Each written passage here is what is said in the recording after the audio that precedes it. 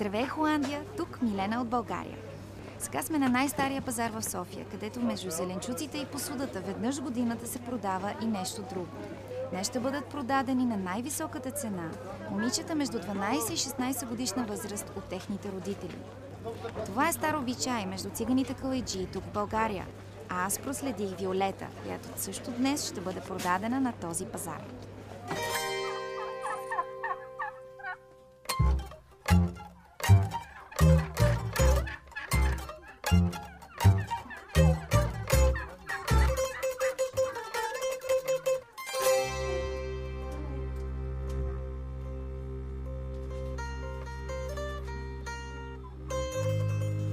При нас и още държат на честността.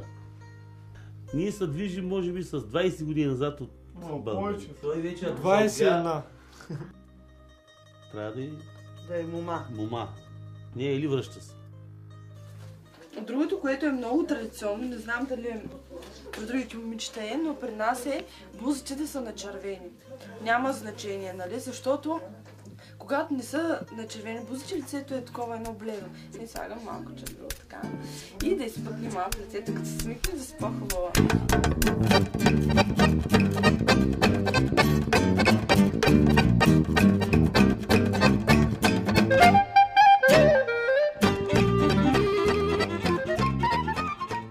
Тогава вече, като е действена тя, нали, там се дава някой лев, като го взима. И ако не е вече естествено, връща ония парите, там дава 500 лева или ще е колко ли, връща парите и си взима момичето другото. Това е. Това е една гордост на калайджиите. Еди си кой, нали, взема мома. Виж, он е дал пари, обаче може да е, момчето му бил женен, обаче взема мома.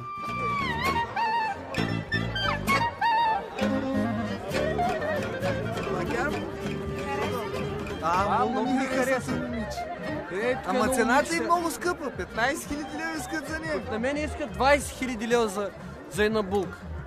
Ама тая криза, 15 тя не струва толкова. Кризата е много голяма. И няма пари. Правим пазарлъки. Просто и това е стара традиция. Да се даде някой лев, просто... Ма не кой знае какво. То сега, нали, виждате криза, не... Пак дават, нали, по някой лев. Метала колко е? 16 стотинки. Падна и нищо няма. Няма работа, няма отде да се вземат пари. Той била 1000 лева, например, ще даде 500. Няма отде да се взима. Но сега, значи, не е добро време за продажа. Не, разбира се. Не е изобщо. То изобщо за всичко не е време. Тая година за нищо не е. Та и за булки не е. Не е.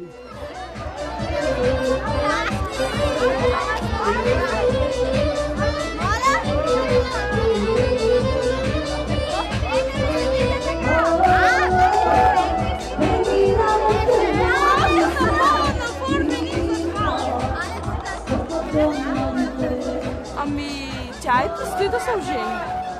Предстои. А тя самата? Тя не е скромна. Ами не знам, когато майка ми и баща ми решат да оженят и мен ще ми стане много гадно.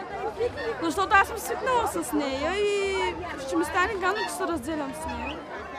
От женска гледна точка, как се чувствате сега тук? За мен е много труден. Аз исках много да уча, но просто така не е, че не се позволява. Не позволяват просто момичета да учат, защото те момчетата в училищата държат се много и не разрешават.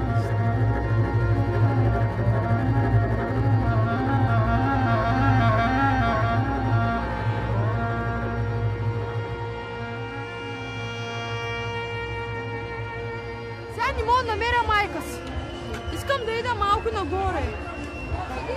Сама? Не може. Трябва да изчакам майка си.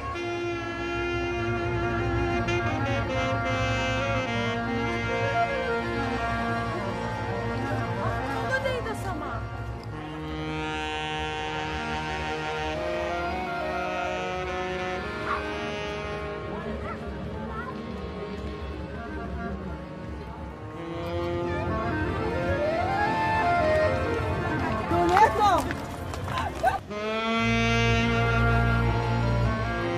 Да, тя виж как вече тръгна с него и отива. Илия май беше. Много богати хора миналата година ожениха брат си. Брат му се ожени, а сега искат да оженят малки, него да оженят. И искат Виолетка. Приказват, все още не е идвало на гости. Не знам, ако е казал Бог да стане. Майка му, баща му казва, че искам да се стане. Ама сега не знам, Тя майка, не знам, те се разбират. Аз различна гледна точка, тя различна гледна точка. Просто не знам. Нищо не мога да кажа. Просто не ми се говори за това точно сега.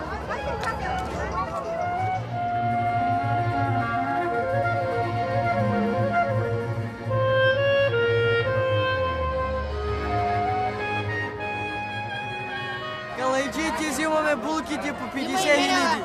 Може даже и неизплащани. Неизплащани може. Ние ще се женим с това момиче. Вечер се женим. До вечера, да. Аз ви казвам. Трябва пазарлъка с баща. Хайде, пашале, ние отиваме при тях. Идва булката.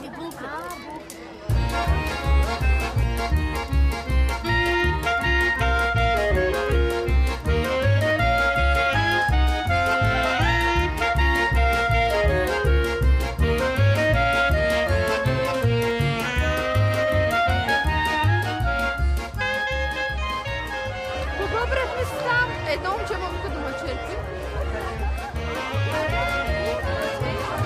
Това момче и аз не го познавам, а те се знаят. Но казко чаво са.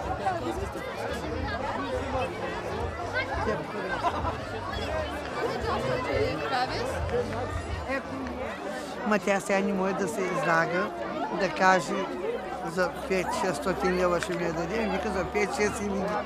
Искат да идат нататък, ма и аз трябва да си.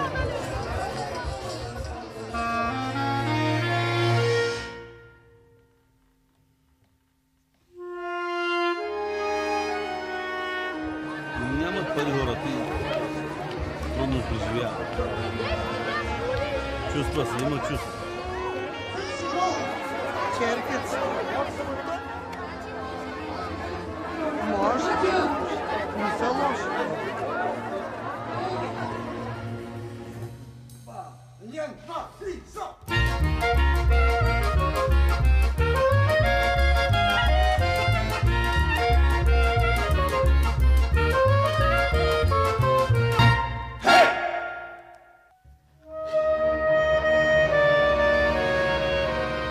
Вече стана една, и така вече стана. Всичките напиха са и играят, вече всеки се сърди. Чакай, аз първо платих аз да играя. Другия вика, чакай аз. И изобщо аз прибрах и децата казах да отиват нагоре, да сядат и да чакат, но нищо не прилича там. Ами, скоро не мисля да става. Не искам да става скоро, защото, нали, сестра ми е все пак. Ами, до година късмет, живот и здраве. Ще видим.